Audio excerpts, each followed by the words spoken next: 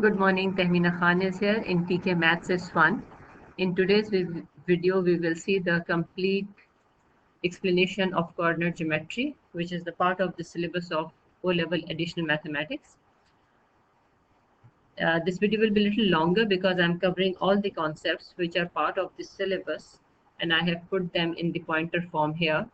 So we will talk about length of a line or distance between 2 points, about the gradient of a line, midpoint of the line, and how these questions can be made tricky when you have to apply these concepts: gradient of a parallel line, gradients of perpendicular lines, equation of a straight line, and area of a polygon. These are the concepts you must know when you are fully prepared for coordinate geometry chapter. So if you want to see past paper questions of coordinate geometry, you can visit my website address and my blog address, where I'm putting challenging question, where you can see the application of all these concepts. So let's begin with the first concept, which is distance and gradient. Now, if this is a triangle here, mostly students just remember the formula, which is sufficient enough. But just to explain you the concept behind it, when you're finding the distance between 2 points, for example, point A and C, right? The formula is x1 minus x2 whole square plus y2 minus y1 whole square. This is a mistake here. It should be y1 minus y2 whole square, right? Basically, you subtract the x coordinate and you square it, subtract the y coordinate, you square it. The results you add and you take a square root. If you look at it, the procedure behind it is basically a Pythagoras theorem. So a square plus b square is equals to c square, right? So Pythagoras theorem helps you to find the distance between 2 points. Then it is gradient, which is in layman language is the slope of the line. The formula for this is y2 minus y1 over x2 minus x1. The important thing here is to remember, where I have observed that a student make mistake. If you're talking about, if you're taking y coordinate of this point first, right? For example, it is 2, 3, and this is, let me rather take it 2, 6, 3, and this is, for example, 1, 5, right? So if you are taking this y coordinate first, 5 minus 3, you are subtracting the y coordinate, then please take this x coordinate first, right? You can't take this y coordinate first and this x coordinate first in the denominator. Like, you can't flip like this. So make sure you are taking care of this understanding.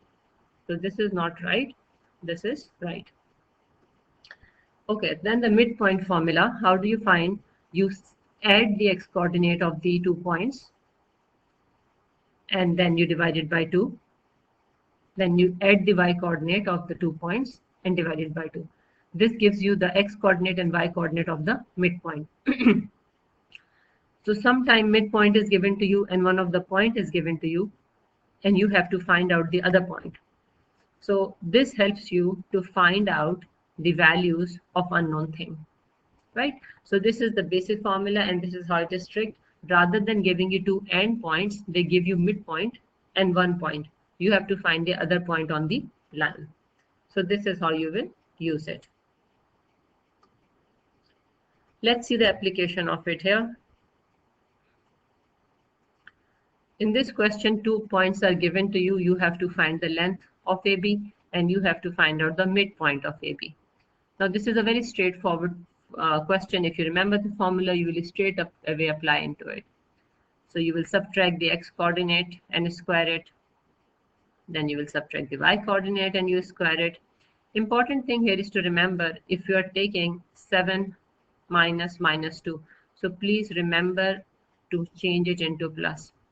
Right now in this example, we have taken minus 2 minus 7. So it's the same thing, because at the end you will square it. Similarly, for the midpoint formula, x1 plus x2 divided by 2, y1 plus y2 divided by 2, you have to substitute the values of the point and then you will get the midpoint. Another good question of application of midpoint, and this is what I was talking about. Question is talking about parallelogram. Now suppose this is your parallelogram, right? A, B, C, D. It is not drawn to scale, just roughly, right? Now, if you see point A, B, C are given to you. So this is given, and this is given. First of all, the question is saying find the midpoint of AC. So which is straight away the application of the formula we have just seen. So you can see here, here, right? Then it is saying find the coordinate of D. Here it is a tricky part. Suppose the coordinates of D are x comma y, and you have to find it out. You know point B and you know midpoint, right? So now I will show you the solution, but you have to think what you have to do, because B and D are your endpoints and M is your midpoint.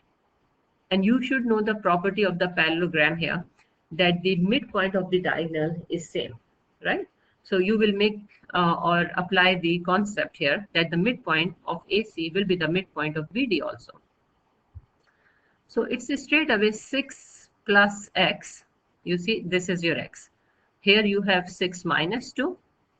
Here xy, and M is your midpoint. So 6 plus x divided by 2 equals to 2. Why 2? Because this is the x coordinate of the midpoint. Similarly, when you add the y coordinates, minus 2 plus y divided by 2 equals to y coordinate of the midpoint.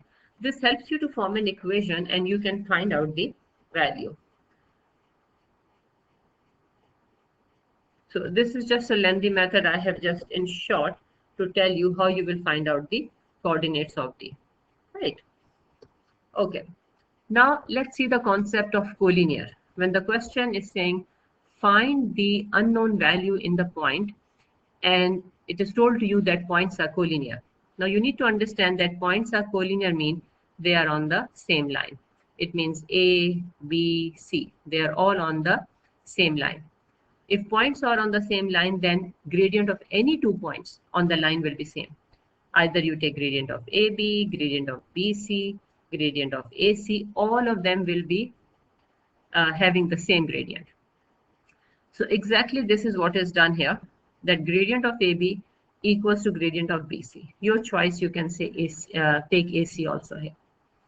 And then equation is made by substituting it into the formula y2 minus y1 over x2 minus x1, right? So when it is applied between AB, you can see it is k minus 2 minus 2 minus 8 minus k. So you see bracket is used here. So be very careful because signs change and you have to be careful about it. So after the application of this, you will get a quadratic equation, you factorize it and you get the values of k. And this is what question was saying, find the possible values of k. Now when it is saying possible values of k, the hint is very clear that you will have more than one answer, right? Okay. Now the next concept is about parallel lines and perpendicular lines. What you need to understand that parallel lines have same gradient. Now this seems very simple, but usually students forget to apply here the concept when it comes in a question. For example, I say find the equation of the line which is passing through the point 2, 3 and it is parallel to another line 2y minus 3x equals to 4. So I want to find the equation of this line which is passing through this point and it is parallel to this line. So of course to find the equation of the line you need a gradient if you don't know 2 points on the line. So you will always change this equation into the form y is equals to mx plus c, right? And m will be a gradient. So if you make y a subject here, it will be 3 upon 2x plus 2. So this is your gradient. So parallel lines have same gradient. So you can use gradient, you can use point, and you can find the equation of the line. So this is how this concept is very important to understand so that you can apply it later on. For perpendicular lines, you must remember one thing, that the relationship between the gradients of the two perpendicular lines is that they are negative reciprocal of each other. What I mean by this, if you multiply the gradient of two perpendicular lines, your answer must be equals to -1. Now this helps you at certain time where it is not just number, rather it is algebra. So you have to form this equation to solve the question.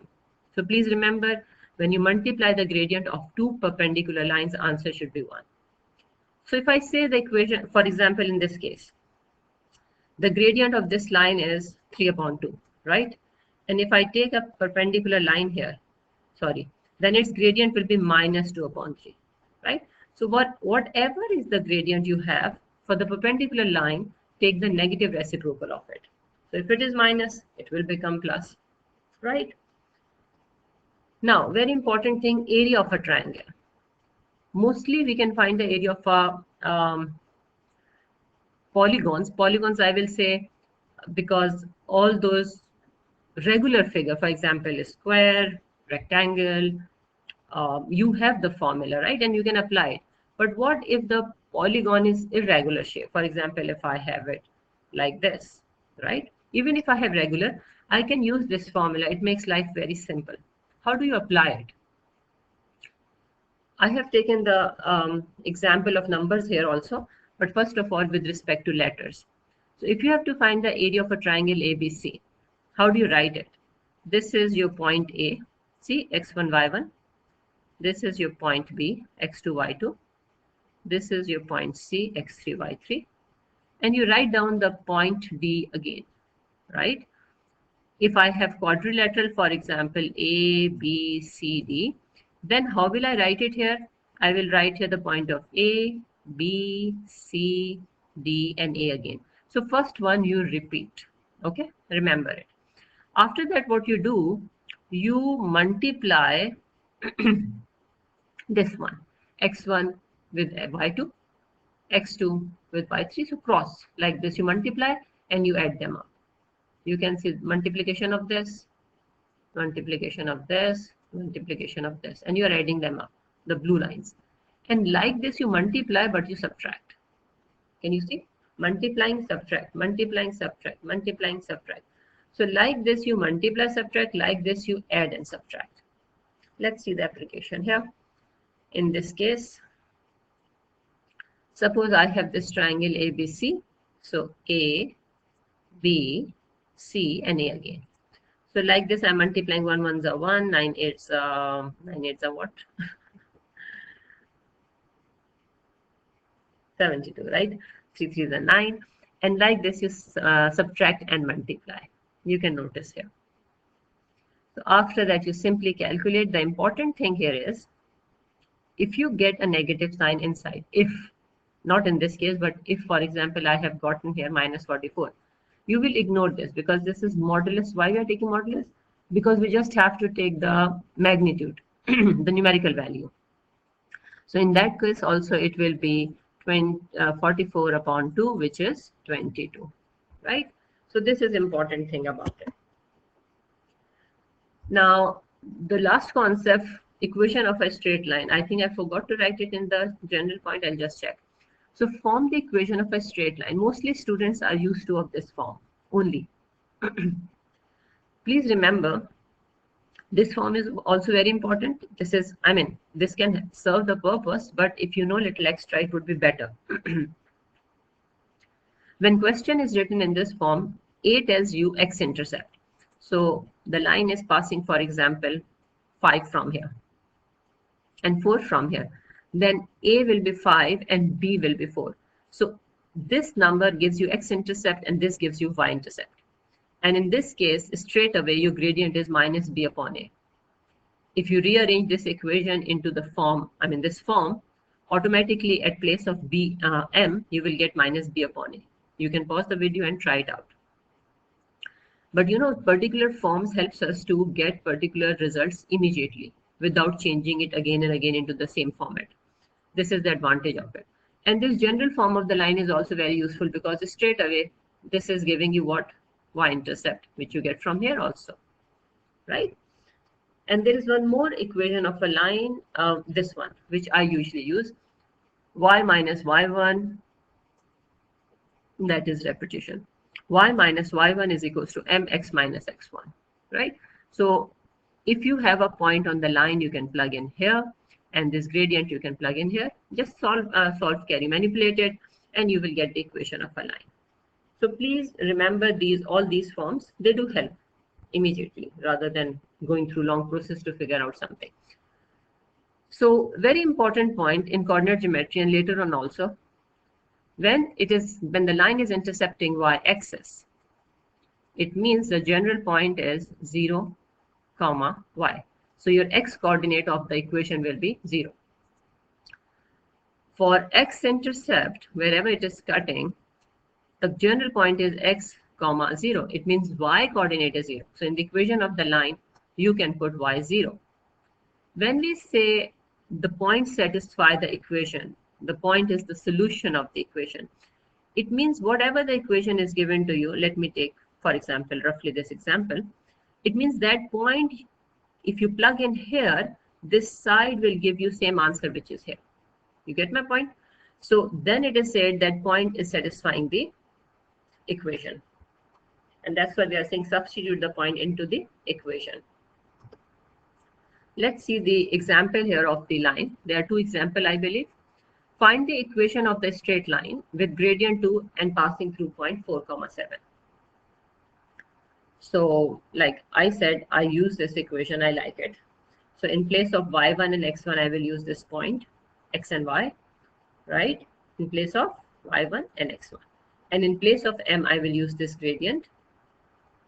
And then I will simply bring it into this form, right? Usually don't leave it in this form where there are two constants, change it into one constant. Then passing through 2 points. This is another condition to find the equation of the line. With the help of these 2 points, I can easily find out the gradient, right? y2 minus y1 over x2 minus x1. I will get the gradient. It means I get m. What about the point? You can use any point, whatever you want to use, right? And you will get the equation of the line. See here, it is done here. First of all, gradient is found with the help of 2 points. And after that, gradient and point is substituted. This point is taken here. You can try out with this point also. You will get the same equation of the line. So if you want to put video on pause and you want to try, you can do it yourself.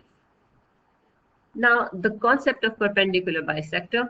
Find the equation of the perpendicular bisector of the line joining this. Now, very important question. In past paper, when the question is framed, because one question comes from coordinate geometry, it covers mostly most of the concepts, right? Here I have taken single example of each type. So what is the meaning of this line? The meaning of this is, let me see here if I can draw. Yes. Suppose I have point A here and I have point B here, right? And this is the line. Question is saying find the perpendicular bisector.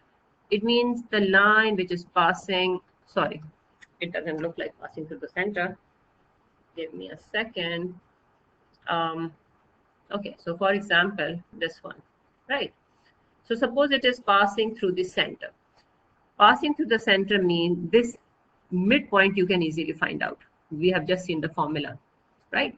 You can find out the gradient of AB, and perpendicular means it is at 90 degrees. So whatever the gradient of AB you get, you can take negative reciprocal of it. That will give you the gradient of this line. And then you can find the equation of the line easily. Let's see here. Gradient of AB is 2. Okay. So understood that the gradient of perpendicular bisector will be minus half. And the midpoint is coming 5, 6, right? With the help of midpoint formula. And then you use this gradient and this point to find the equation of the line, which is done here. Right? You can see in place of m and xy, it is substituted.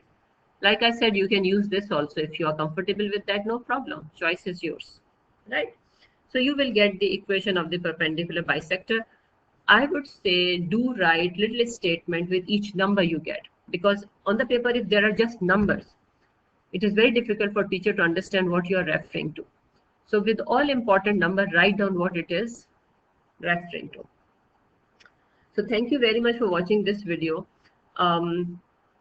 If you liked it, if you learned something from it, please press like and subscribe button. This video I've already recorded. It is on my website and I will put the link in the description also. And there are 2 more videos which I'm about to make. I hope you will like it and learn it from it. Thank you very much. Take care. Allah Hafiz.